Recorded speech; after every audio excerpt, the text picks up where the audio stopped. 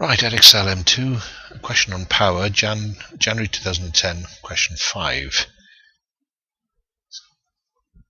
I've drawn a little diagram on the right there, but ignore that for a moment while you pause the video and just read the question carefully. And then when ready, resume playing the video. Okay. For the first part of the question then, we've got a cyclist and her bicycle, so a total mass of 70 kilograms. She's going along a straight horizontal road at constant speed. So as soon as you read constant speed, you know there's no acceleration. So forward force equals backward force. I've just drawn this diagram to make that obvious. I haven't shown the vertical forces because they don't come into it. So F equals R since she's going at constant speed. And we've got to find R. Now, what we haven't used is the fact that she's working at a constant rate of 490 watts. That's the power that she's using up. So the equation for power of a moving vehicle is P equals Fv, where F is the driving force, V is the instantaneous velocity. So putting that in, we've got 490 equals F times 3.5.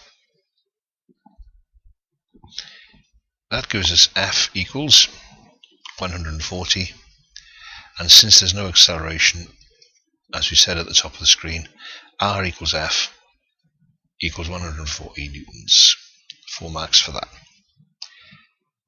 And now we go on to the second bit where she cycles down a hill.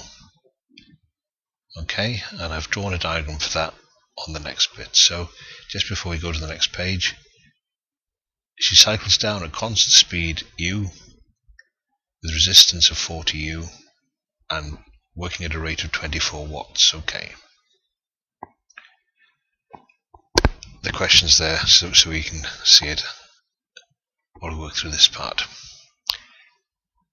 Right, so for this bit, similar, but it's just complicated by the fact that it's on a slope, so the component of the weight comes into it.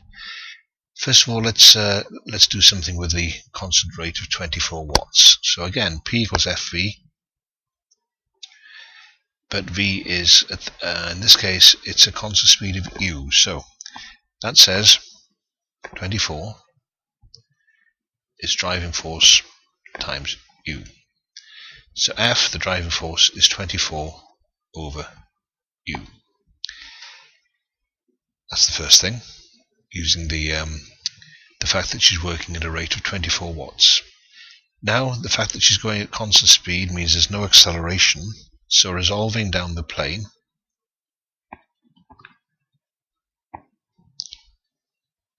we've got F plus 70g sine theta equals the resistance, which is 40U. And we're told sine theta is 1/14. So putting everything together now in this resolving equation, we'll get F, which is 24 over U. So 24 over U plus 70g over 14 equals 40U. And this is going to lead to a quadratic equation. It actually leads to the equation 40U squared minus 49U minus 24 equals 0. And remarkably, that equation has obviously been carefully constructed to factorize. It does factorize into 5U minus 8. Oh, sorry, I think that should be a capital U. 5U minus 8, 8U plus 3 equals 0.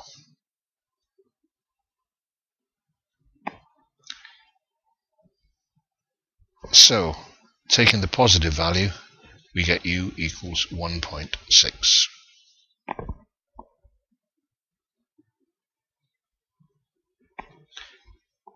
And that's the end of the question. The marks for that question, let's go to the first part to begin with.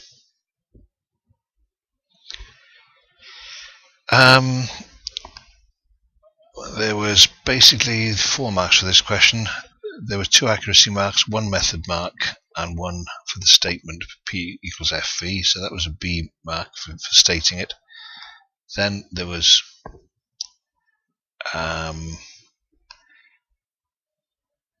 M, but unclear what the M mark is for, whether it's for P equals FV or F minus R is 0.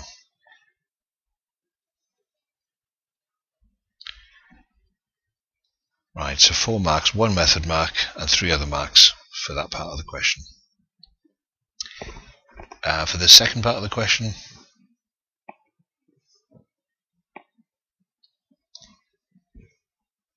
now there was 7 marks for this part of the question. For this, there was a mark. Then there was a method mark and 2 accuracy marks for resolving down the plane. M1, A2. That's a 2 there, right? And then there were 2 method marks and an accuracy mark for continuing down here and getting this final answer. So let me just check. 3 method marks in total for this section, and 1, 2, 3 accuracy marks. Yep, and that B1 mark as well. So that's 7 marks for this second part of the question. And that's question 5 done.